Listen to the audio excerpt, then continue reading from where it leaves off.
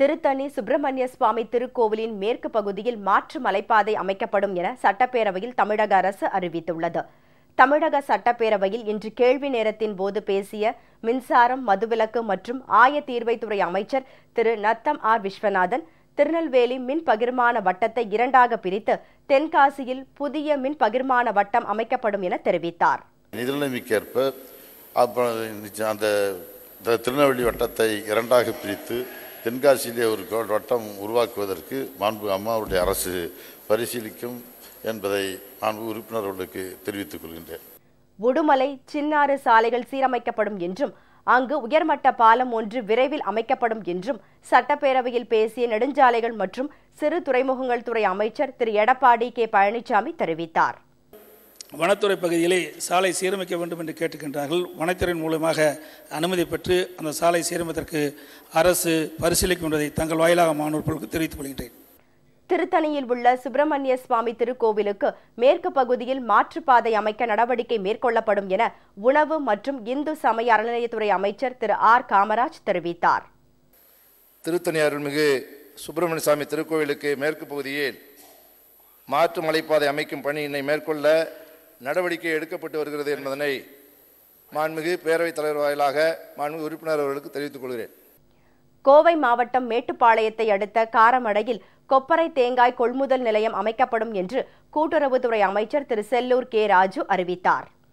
கோயம்புத்தூர் மாவட்டம் மேட்டுப்பாளையம் தொகுதிக்கு உட்பட்ட காரமடை பகுதியில் கொப்பரை கொள்முதல் நிலையம் அமைக்க விவசாயிகளிடமிருந்து கோரிக்கை எதுவும் பெறப்படவில்லை.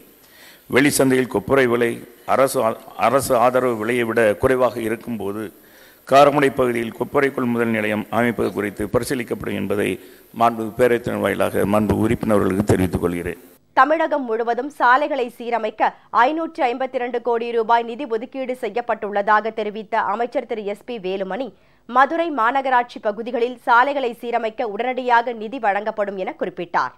மாண்புமிகு தமிழக முதல்வர் புரட்சித் தலைவி அம்மா அவர்கள் வரலாற்று சிறப்புமிக்க பொற்கால ஆட்சியில் பாலங்கள் அமைக்க சென்னை மாநகராட்சி பகுதியில் 97 கோடி ரூபாய் 59 லட்சம் ரூபாயும், சென்னை தவிர்த்து மாநகராட்சிகள் மற்றும் நகராட்சிகளில் 72 கோடியே 80 லட்சம் ரூபாயும், பேரூராட்சி பகுதிகளில் 28 கோடியே 44 லட்சம் ரூபாயும், ஊரக பகுதிகளில் 353 கோடியே 16 லட்சம் ரூபாயும் என ஆக மொத்தம் 552 கோடி ரூபாய் நிதி ஒதுக்கீடு செய்து புரட்சித்தலைவி அம்மா அவர்கள் சரித்திர சாதனை படைத்துள்ளார்கள்.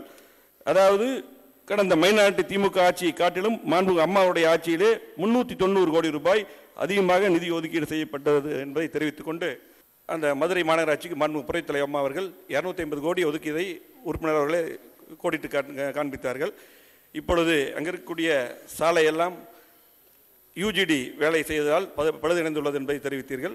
கண்டிப்பாக மாண்புமிகு புரட்சித்தலைவி அம்மா அவர்கள் தமிழகத்தில் இருக்கக்கூடிய அத்தனை சாலைகளிலும் இன்றைக்கு எல்லாமே சீரமைக்கப்பட்டு கொண்டிருக்கிறது. கண்டிப்பாக அந்த சாலைகளும் சீரமைக்க புரட்சித்தலைவி அம்மா அவர்கள் நடவடிக்கை எடுப்பார்கள் என்பதை மாண்புமிகு உறுப்பினர்களுக்கு தெரிவித்துக் கொள்கிறேன்.